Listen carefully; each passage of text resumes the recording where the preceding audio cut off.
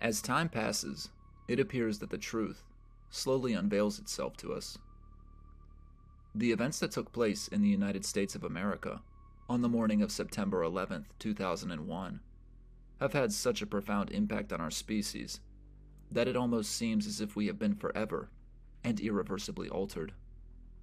This painful, violent, and traumatic transformation of human civilization leaves but one question in the minds of those who search for truth. Who was responsible for these alleged attacks? And ultimately, what is the truth surrounding the event we now collectively refer to simply as 9/11? This is the story of how one of the most convincing fabrications in history came to be, and the lasting impact it has left on our collective consciousness. Welcome to the Reality Sideshow.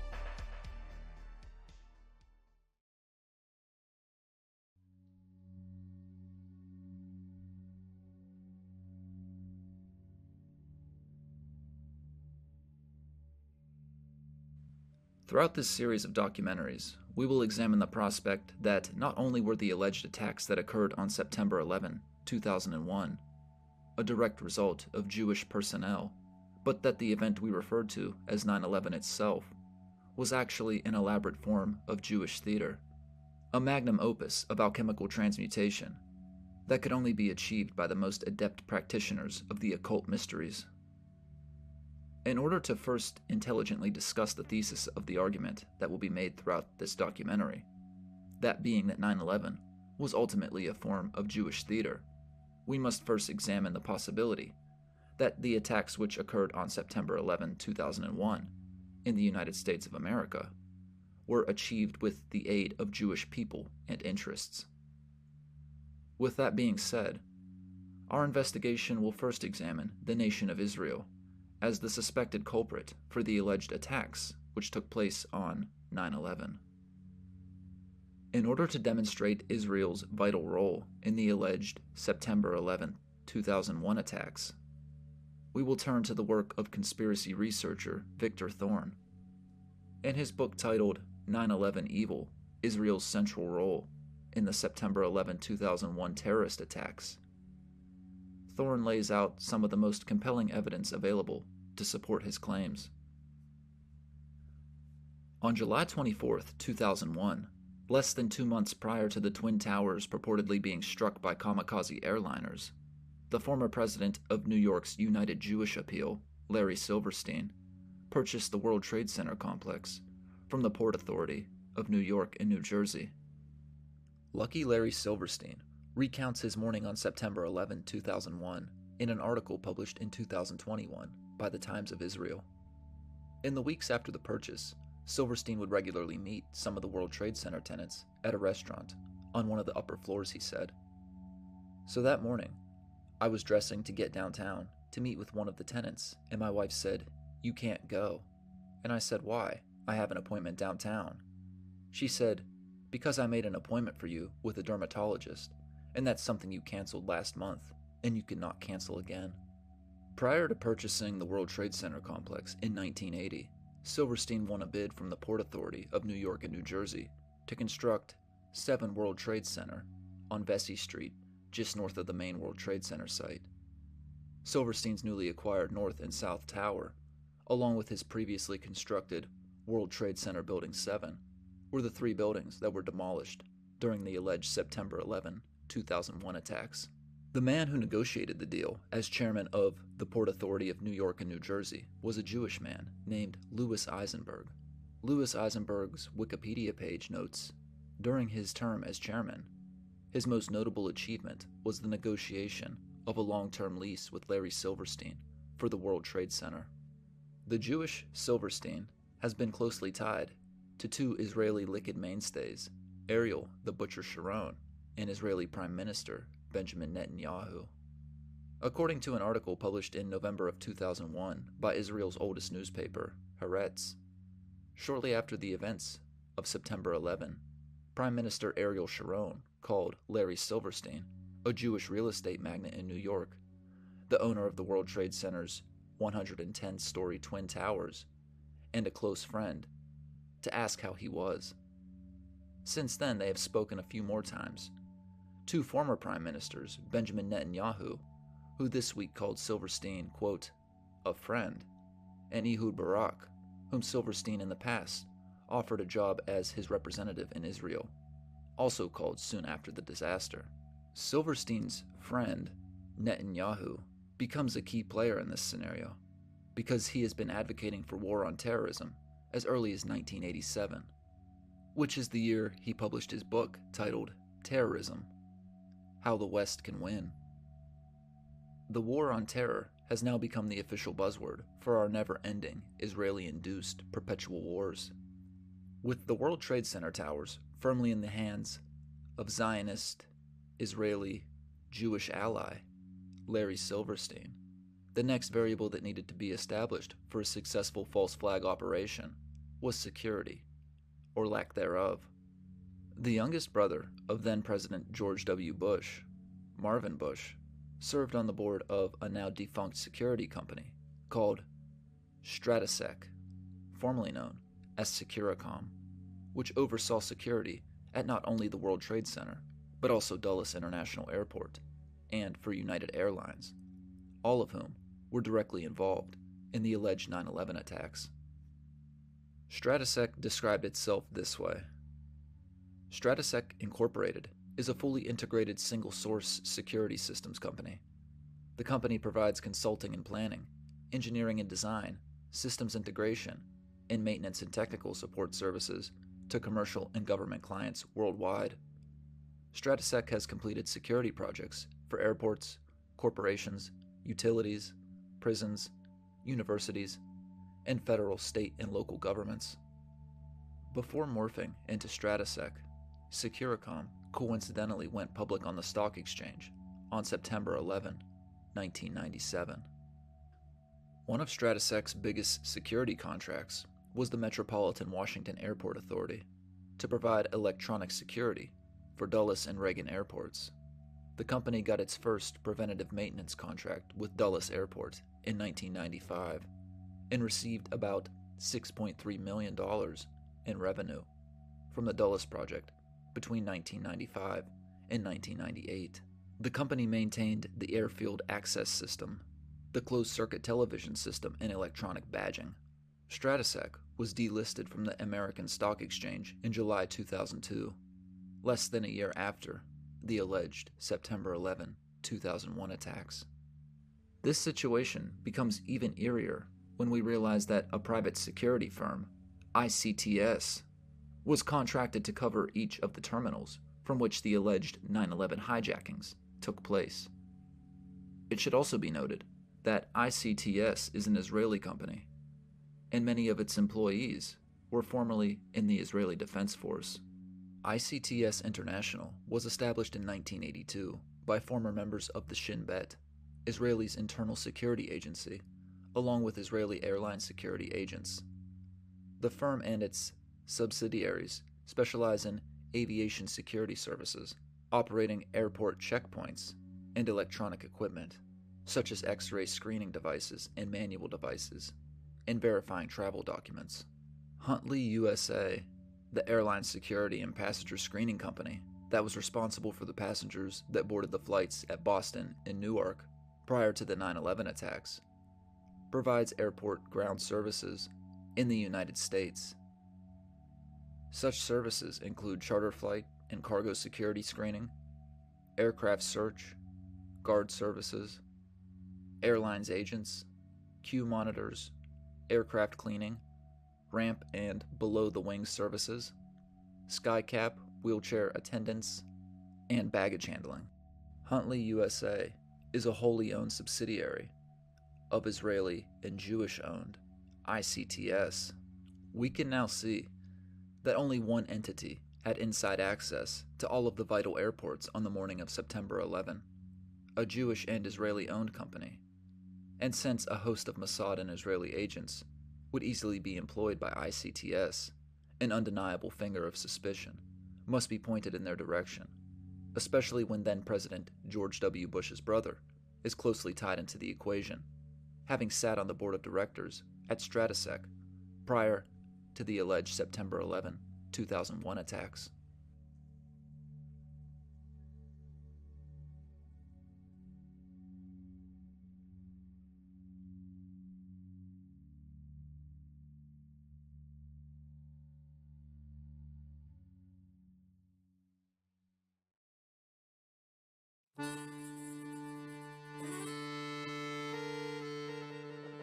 One of the clues to Israel's involvement in the 9/11 attacks is the behavior of a group of individuals known as the Dancing Israelis.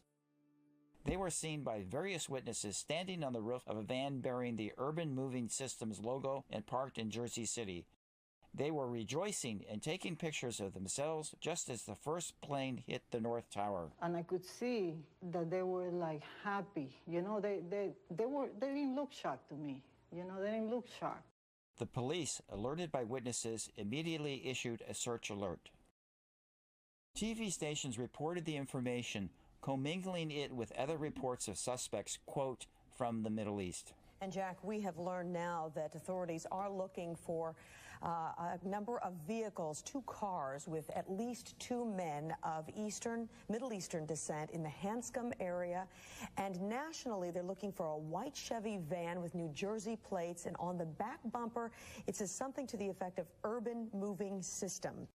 Several phone calls alerted the police to people who, quote, looked Palestinian, unquote, raising suspicions of an Islamic attack. City Place 385. We have a white van. Three guys in there. They look like Palestinians. They're going around the building. There's a minivan heading towards the Howard Tunnel. I see the guy by Newark Airport mixing some drugs, and he had no street uniform on. He has what? He's dressed like an Arab. Had the young men seen rejoicing on the roof of their Urban Moving Systems van not been apprehended, they would have undoubtedly added to the rumors of Arabs or Palestinians celebrating the attacks. But luckily, their van was intercepted at around 4 p.m. with 5 men inside. We had received an all-points bulletin, and I just happened to see the van and, hollered over to my lieutenant, I think that could be the van. We checked it out, and it was. We were all on edge, obviously, so I really wasn't looking to make friends with these people, and neither were the officers that I were with. Once we started talking to them, they were pretty much like, hey, we're not against you, we're with you. They were indeed from the Middle East, but more precisely from Israel. 2 of them were formally identified as Mossad agents. The 5 officially worked for a moving company called Urban Moving Systems, whose owner, a certain Dominique Otto Suter, fled to Tel Aviv on September 14th and was never investigated. Not long after the arrests, the offices of Urban Moving were simply abandoned. Almost everything was left behind. Tuval Aviv is a counterterrorism advisor to the U.S. Congress, but was once a spy for Israel's secret service Mossad. He says Urban Moving was a front company for Israeli intelligence, and that some of its workers were spying illegally in the U.S. Israel has engaged in intelligence gathering in friendly countries. Some of it is done with permission, and some of it probably has been done without permission in areas that is vital to Israeli interest.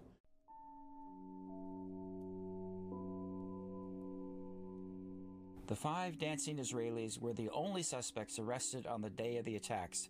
Their Israeli citizenship was reported the next day by reporter Paulo Lima in the local New Jersey newspaper, The Bergen Record, based on sources close to the investigation.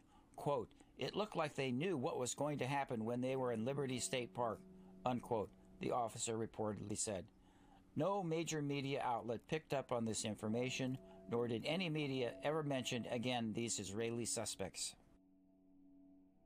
The FBI's 579-page report on the subsequent investigation was partially declassified in 2005. It reveals several important facts.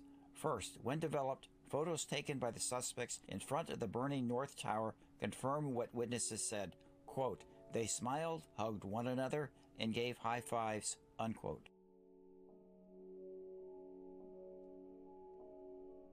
To justify their satisfaction, the suspects stated that they were simply happy that, because of these terrorist attacks, I quote, "the United States will take steps to stop terrorism in the world," end quote. Yet, at that time, before the second tower was hit, most Americans believed the crash was accidental. Well, obviously, we don't know if this was, if it was a plane, and I underline if it was. We don't know if it would have been deliberate or accidental. We know so little now other than what we can see from these pictures. It was discovered that the 5 Israelis employed by Urban Moving Systems were also connected to another moving company called Classic International Movers, which employed yet another 4 Israelis later arrested for their contacts with the 19 suspected Islamic hijackers.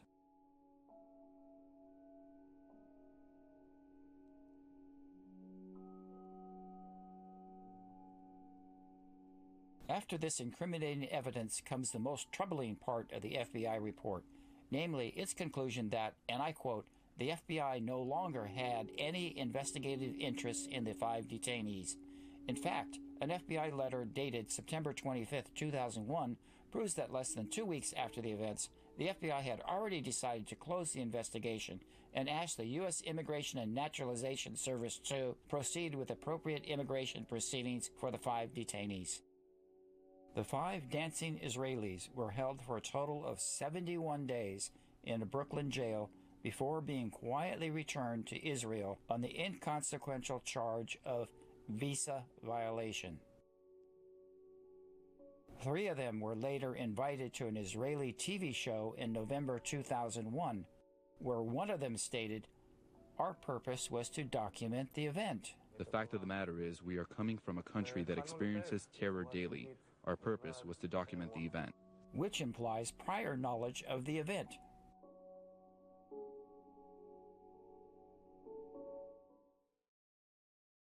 The aptly named Dancing Israelis were eventually deported back to the country of Israel with the assistance of Jewish U.S.-Israeli dual citizen Michael Chertoff, who, at the U.S. Department of Justice, also supervised investigation into the alleged 9/11 attacks. Michael Chertoff would later go on to front up the newly created Department of Homeland Security under George W. Bush's second term as President of the United States. Chertoff's father was Rabbi Gershon Baruch Chertoff, a Talmud scholar and the former leader of the Congregation B'nai Israel in Elizabeth. His mother was Livia Chertoff, a naturalized American citizen after having held status under a British mandate, and the first flight attendant for Israeli Airlines. This is the same Israeli Airlines that is tied directly into the creation of ICTS, the Israeli security company contracted to cover the terminals from which the alleged 9/11 hijackings took place. Chertoff was appointed by Bush to head the criminal division of the Department of Justice, serving from 2001 to 2003. Chertoff was the senior Justice Department official on duty at the FBI Command Center right after the September 11th attacks. With that being said, it seems nearly impossible that Chertoff would not be intimately involved in the release of the only 5 suspects detained on suspicion of terrorism on the morning of September 11, 2001. The dancing Israelis.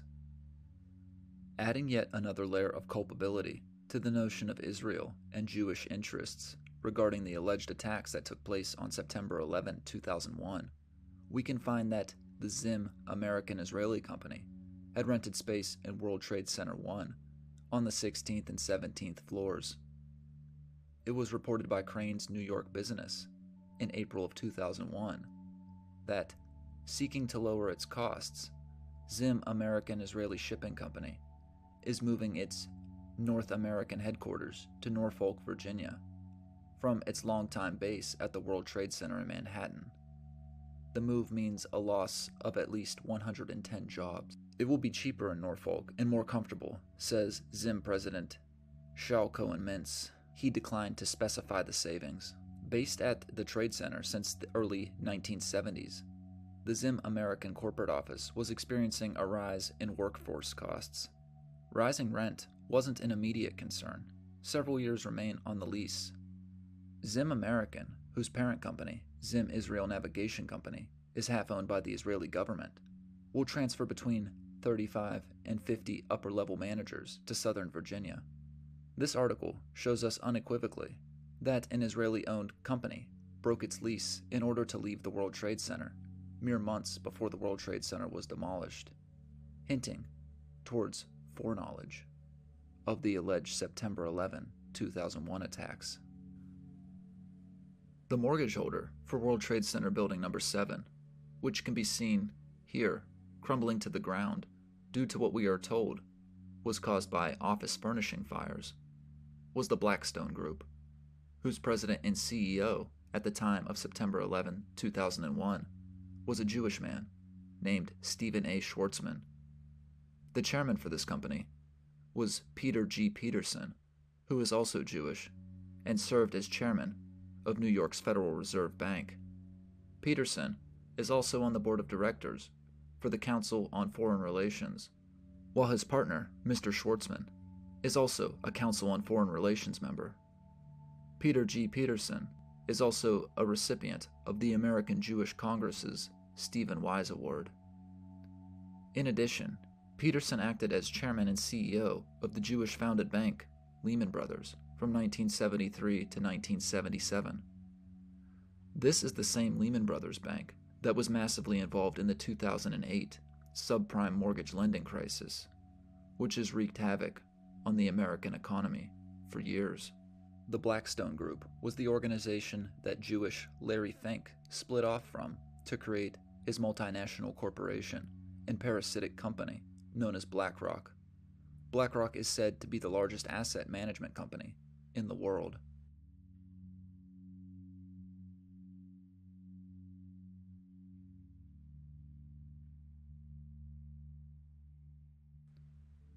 Regarding the prospect of Israeli-sponsored spy rings operating within the United States, 2 of the most recent operations, and certainly the largest that we know of, both took place after the alleged September 11 terrorist attacks.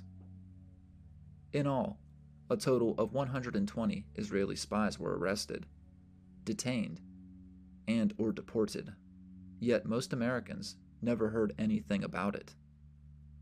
Carl Cameron of Fox News filed an explosive 4-part report on the subject that was quickly suppressed by the network.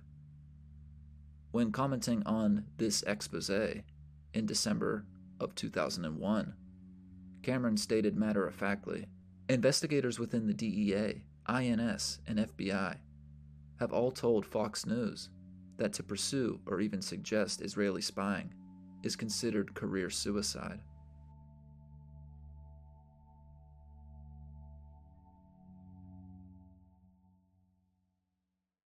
September 11th, more than 60 Israelis have been arrested or detained, either under the new Patriot anti-terrorism law or for immigration violations.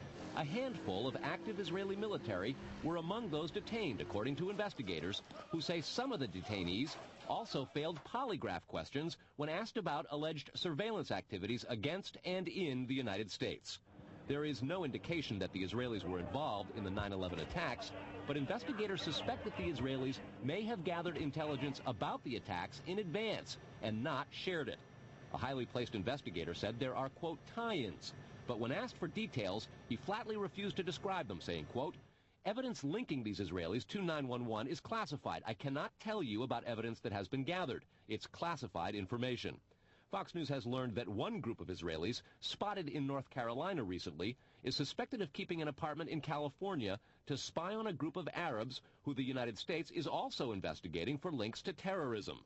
Numerous classified documents obtained by Fox News indicate that even prior to September 11th, as many as 140 other Israelis had been detained or arrested in a secretive and sprawling investigation into suspected espionage by Israelis in the United States.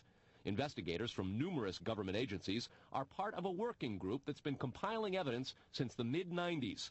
These documents detail hundreds of incidents in cities and towns across the country that investigators say, quote, may well be an organized intelligence gathering activity. The first part of the investigation focuses on Israelis who say they are art students from the University of Jerusalem and Bezalel Academy. They repeatedly made contact with U.S. government personnel, the report says, by saying they wanted to sell cheap art or handiwork. Documents say they, quote, targeted and penetrated military bases, the DEA, FBI, and dozens of other government facilities, and even secret offices and unlisted private homes of law enforcement and intelligence personnel. The majority of those questioned, quote, stated they served in military intelligence, electronic surveillance intercept, and/or explosive ordnance units. Another part of the investigation has resulted in the detention and arrests of dozens of Israelis at American Mall kiosks, where they've been selling toys called Puzzle Car and Zoomcopter. Investigators suspect a front. Shortly after the New York Times and Washington Post reported the Israeli detentions last month, the carts began vanishing. Zoomcopter's webpage says, we are aware of the situation caused by thousands of mall carts being closed at the last minute. This in no way reflects the quality of the toy or its saleability. The problem lies in the operator's business policies. Why would Israelis spy in and on the U.S.? A General Accounting Office investigation referred to Israel as Country A and said, quote, according to a U.S. intelligence agency, the government of Country A conducts the most aggressive espionage operation against the U.S. of any U.S. ally. A defense intelligence report said Israel has a voracious appetite for information and, quote, the Israelis are motivated by strong survival instincts which dictate every facet of their political and economic policies. It aggressively collects military and industrial technology, and the U.S. is a high priority target. The document concludes, quote, Israel possesses the resources and technical capability to achieve its collection objectives. The story regarding Israeli spy rings operating within the United States may perhaps be more far-reaching than initially gleaned. 4 different telecom companies headquartered in Israel were at the center of a surveillance ring that had almost complete access, in one form or another, to nearly every form of communication in the United States of America. In all, between Amdocs, Comverse, Audigo, and Checkpoint, these Israeli-owned companies held vast control over America's sprawling communications networks, and they also had direct links to the Israeli Defense Force. In early 2000, U.S. federal agencies conducted a counterintelligence investigation to determine if Amdocs was being used by Israel to eavesdrop on U.S. government communications. Concerns were also raised about potential mishandling of data. In 2009, the South African State Security Agency suspected Amdocs was being used by Mossad to spy on South African citizens. Carl Cameron reported in his 2001 investigation that wiretapping equipment provided by Comverse Infosys to the U.S. government for electronic eavesdropping may have been vulnerable, as these systems allegedly had a back door through which the wiretaps could be intercepted by unauthorized parties. Audigo Messenger was an early social networking service based on instant messaging. Audigo reported 2 hours before the September 11, 2001 attacks, 2 of their employees who were working in an Audigo office near Tel Aviv received a hostile English electronic instant message non-specifically threatening them that a terrorist attack would happen.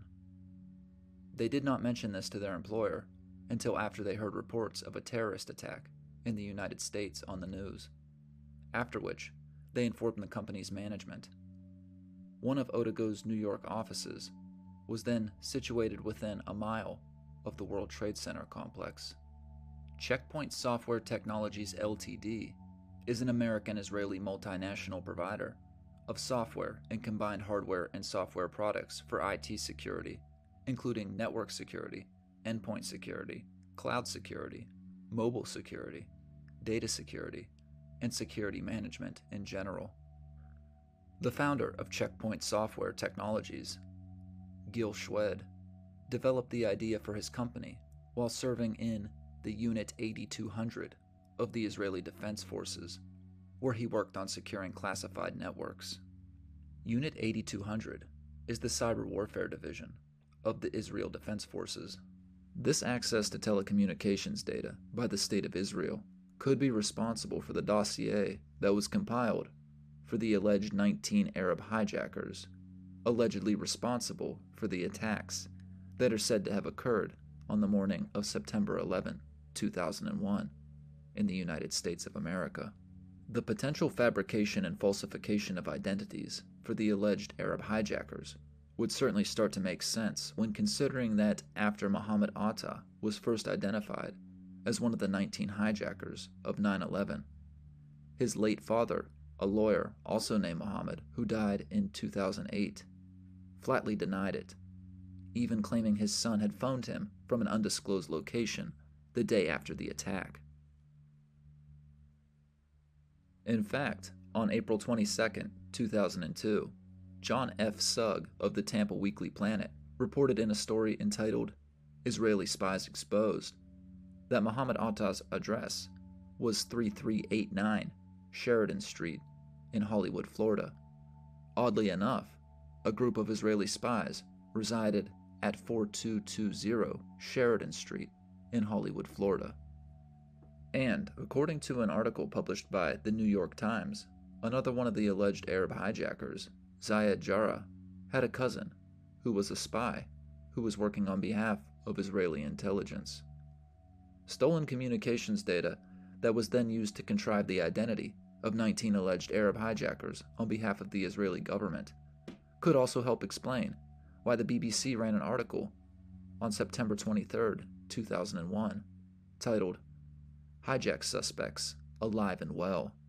The article states, Saudi Arabian pilot Walid al-Shari was one of 5 men that the FBI said had deliberately crashed American Airlines Flight 11 into the World Trade Center on September 11, 2001. His photograph was released and has since appeared in newspapers and on televisions around the world. Now he is protesting his innocence from Casablanca, Morocco. He told journalists there that he had nothing to do with the attacks on New York and Washington and had been in Morocco when they happened. He has contacted both the Saudi and American authorities, according to Saudi press reports. He acknowledges that he attended flight training school at Daytona Beach in the United States and is indeed the same Walid al-Shari to whom the FBI has been referring.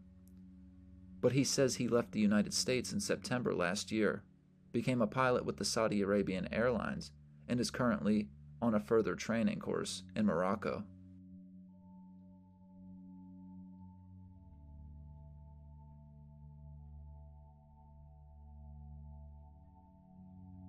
Up to this point, we've seen that Jewish personnel acting on behalf of the Israeli government were largely responsible for the alleged attacks that took place on 9/11.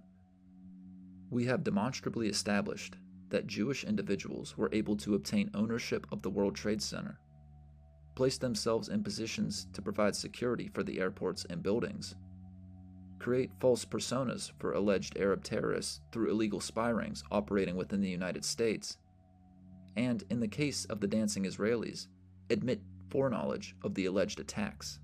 With that being said, we will now examine the Jewish plot to launch the United States of America and the Western world into a global war on terror via a little-known institution called the Defense Policy Board Advisory Committee. According to Wikipedia, The Defense Policy Board Advisory Committee was created under the Reagan administration.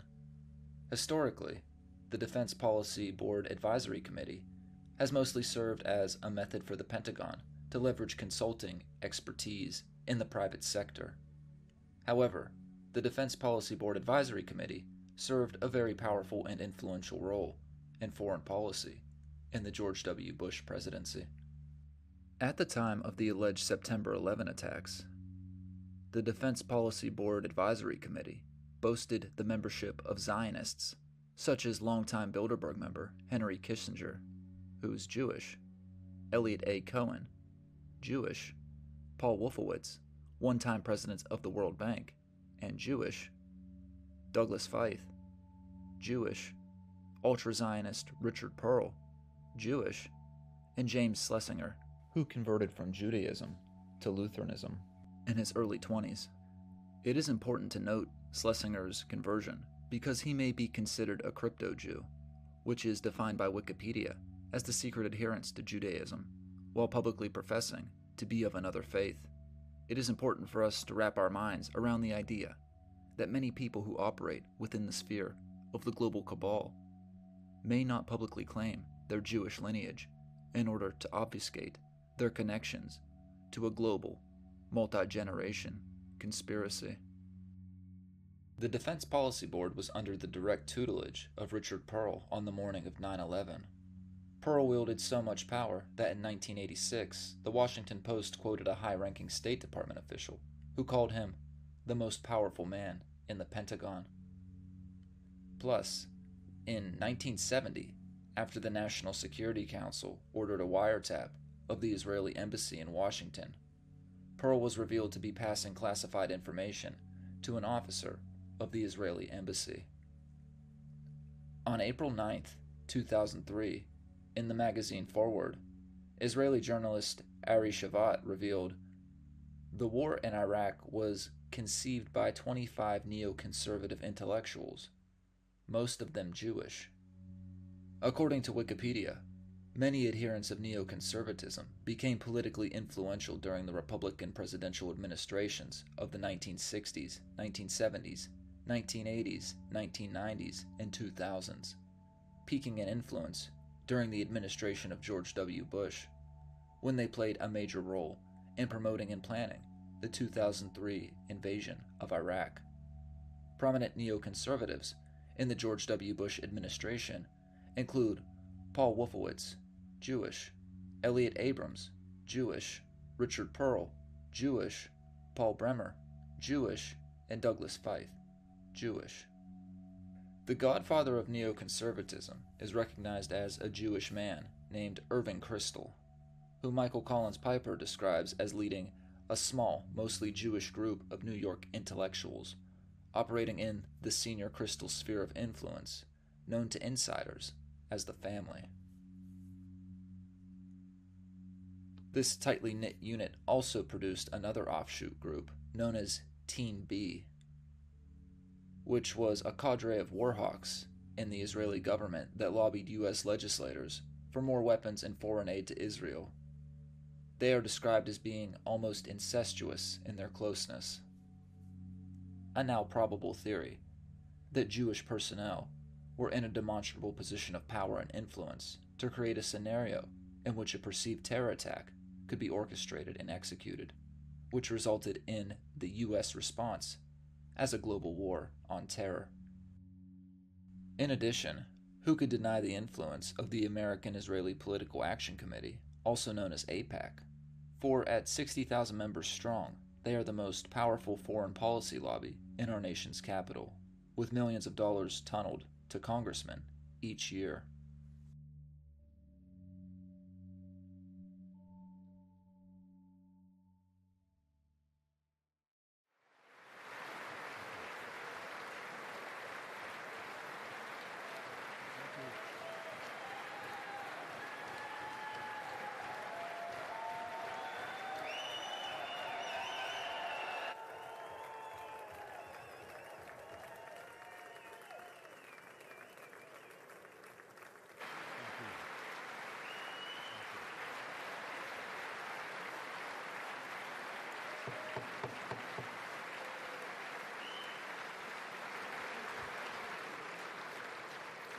Members of Congress, I now have the high privilege and distinct honor of presenting to you His Excellency Benjamin Netanyahu, Prime Minister of Israel. Thank you.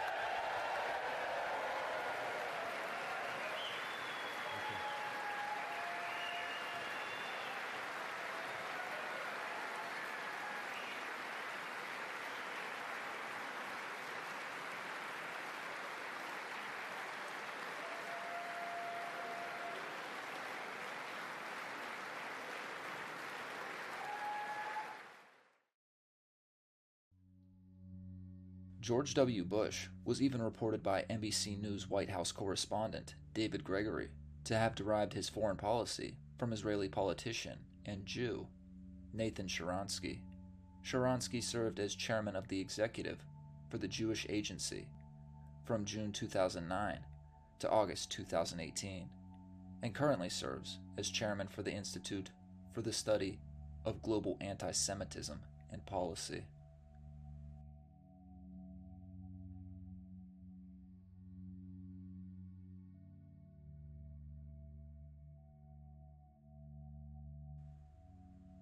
We have now covered in fine detail the exact extent of Jewish involvement in the crimes and perceived terrorist attack, known today as 9/11.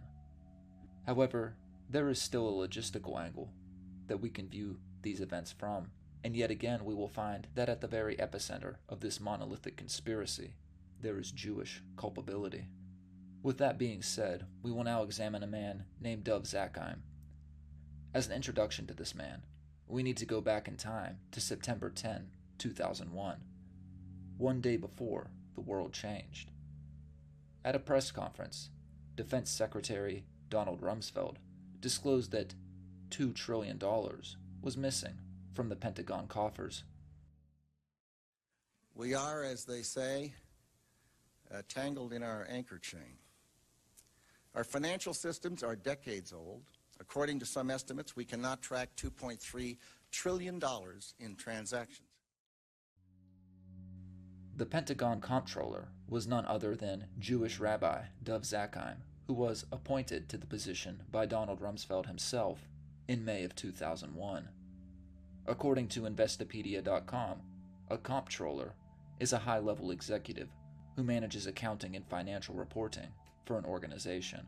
So, this begs the obvious question: what happened to over $2 trillion of U.S. taxpayer money? Given what we have come to understand thus far, it seems highly probable that this money was used to finance the Black Ops project that unfolded in the United States of America on the morning of September 11, 2001. As for Zakheim himself, he was schooled in the Jewish Temple as a shul rabbi, and later attended the London School of Jewish Studies, where he trained in, among other subjects, the Talmudic Jewish mysteries. Zakheim also carries an Israeli passport, holds a dual Israeli-American citizenship, and is also a columnist for the Jerusalem Post and an editorial board member for Israeli Affairs. Zakheim is also a member of the Council on Foreign Relations Heritage Foundation, and was senior advisor to the Center for International and Strategic Studies. In addition, Zakheim was an integral member of the Project for a New American Century. Zakheim was one of President Bush's closest advisors while governor of Texas, where he consulted on defense technology and Middle East strategic affairs. Then became senior foreign policy advisor for his 2000 presidential campaign. Zakheim cut his teeth as CEO and corporate vice president for Systems Planning Corporation.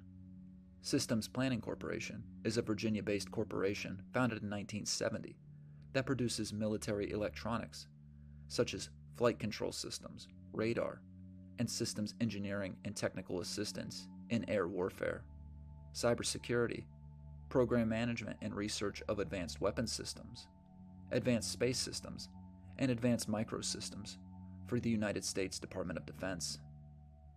Systems Planning Corporation is one of the Defense Advanced Research Projects Agency's largest support contractors, virtually continuously since SPC's founding. Systems Planning Corporation has a long involvement with the U.S. stealth program, The U.S. stealth program, or stealth technology, is a subdiscipline of military tactics and passive and active electronic countermeasures, which covers a range of methods used to make personnel, aircraft, ships, submarines, missiles, satellites, and ground vehicles less visible, ideally invisible. Considering Dov Zakheim's prior role as CEO of a company specializing in providing technology to DARPA, which can be used to obfuscate aircrafts, there must be a finger of suspicion pointed towards the Jewish Dov Zakheim for the alleged attacks which purportedly occurred via aircraft on September 11, 2001. With the obfuscation of aircraft, we could possibly be dealing with holograms, disguised missiles, remote-controlled planes, or something else entirely. With that being said, we will examine what hit the towers, Pentagon, and the field in Shanksville, Pennsylvania, in future videos.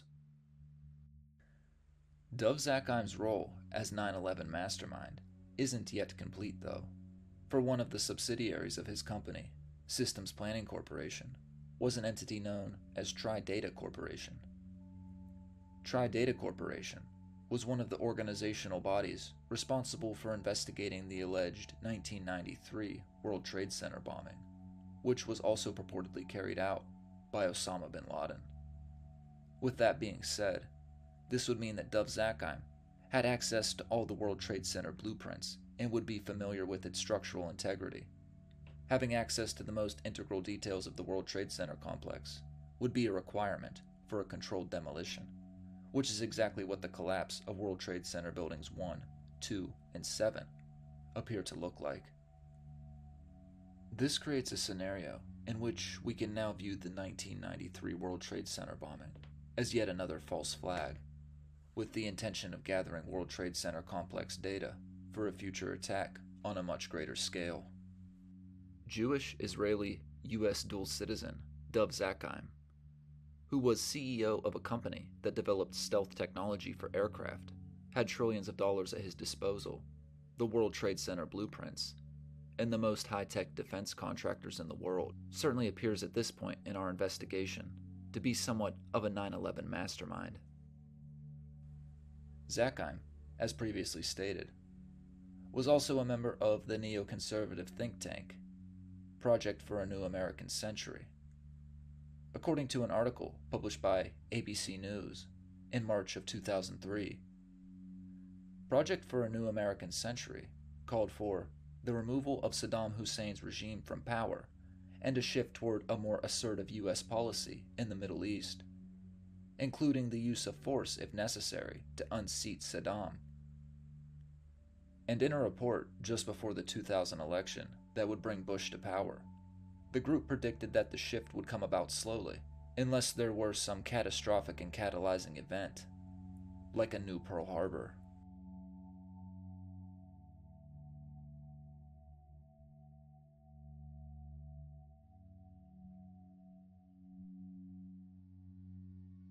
It took the George Bush administration a lengthy 441 days to officially begin its investigation into the event known as 9/11. The 9/11 Commission is said by Wikipedia to have been formed on November 27, 2002, to investigate all aspects of the September 11 attacks. It was created by congressional legislation, which charged it with preparing a full and complete account of the circumstances surrounding the September 11 attacks. In other words, the 9/11 Commission is the mainstream and official government account regarding the history of these alleged attacks. The 9/11 Commission was originally headed by Washington insider and Rockefeller operative Henry Kissinger, who was personally appointed by George W. Bush to the position of Executive Director of the 9/11 Commission. Today I'm pleased to announce my choice for Commission Chairman, Dr. Henry Kissinger. Henry Kissinger was also a board member of Blackstone, the aforementioned mortgage company that facilitated the transfer of the World Trade Center from the Port Authority of New York and New Jersey to private Jewish ownership. Henry Kissinger himself is Jewish, and after much furore, Kissinger was eventually replaced as the executive director of the 9/11 Commission by another Jewish individual named Philip Zelikow. With Jewish personnel once again at the helm of the 9/11 saga, we can safely assume how exactly this quote-unquote official investigation will play out.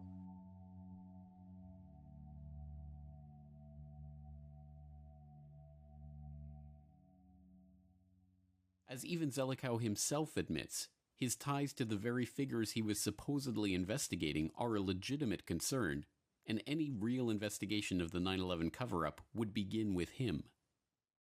There's a whole welter of conspiracy theories about 9/11 floating around the internet, in video cassettes, and there's a whole cottage industry in this, which if you haven't read much about it, then you're a fortunate person. I get a lot of this.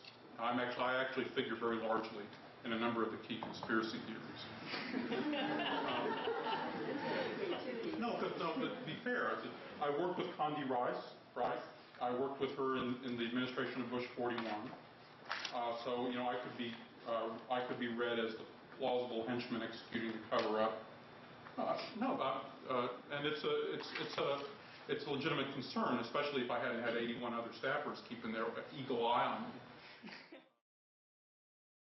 Conveniently left out of Zelikow's story about the 81 staffers keeping their eye on his decisions is that they were staffers who were hired by him and under his complete control.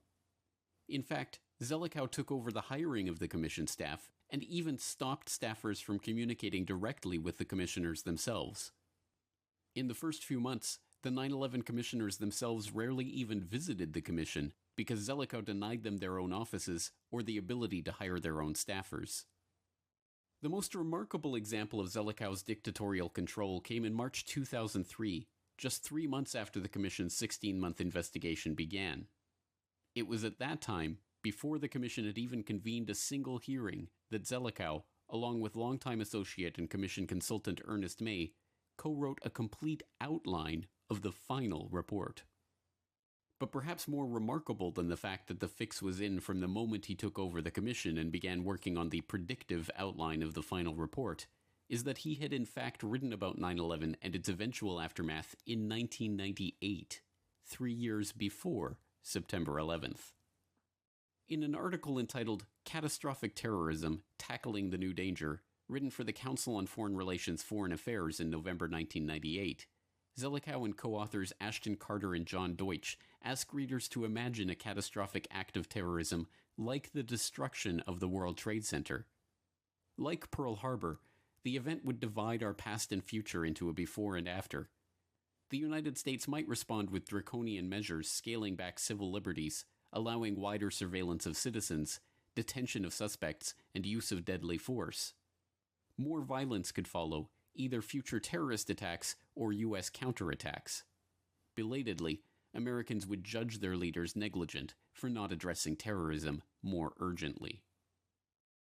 Zelikow's amazing prediction becomes somewhat less remarkable when we learn his own self-described expertise in the creation and management of public myth. In a separate 1998 article on public myths, Zelikow identifies generational myths that are formed by those pivotal events that become etched in the minds of those who have lived through them, before noting that the current set of public myths, formed during the New Deal in 1933, are currently fading. Convenient for Zelikow, then, that the Pearl Harbor event that would define the next generational myth, known as the War on Terror, would arrive just 3 years later, and that he would be in charge of the commission tasked with creating and managing the public perception of that myth. Indeed, given his central role in the cover-up of 9/11 and deflecting concern away from legitimate 9/11 suspects, any true investigation into the events of September 11th would involve a thorough interrogation of Philip D. Zelikow. No, but to be fair, I worked with Condi Rice, right? I worked with her in the administration of Bush 41. So I could be read as the plausible henchman executing the cover-up. And it's a legitimate concern. By way of deception, cunning, and the manipulation of human perception on a scale which seeks to bend reality in the style of a magician, we can now begin to fully grasp the scale of the 9/11 conspiracy. A monolithic and world-shattering conspiracy such as 9/11 is bound to have the interests of various groups, organizations, and individuals as its key components. However, as we have just seen, the core infrastructure of this conspiracy, from start to finish, deals with Jewish people and Jewish interests. With this notion in mind, we can now finally begin to unravel this event and embrace the idea that the events which unfolded on the morning of September 11, 2001, were a form of Jewish theater.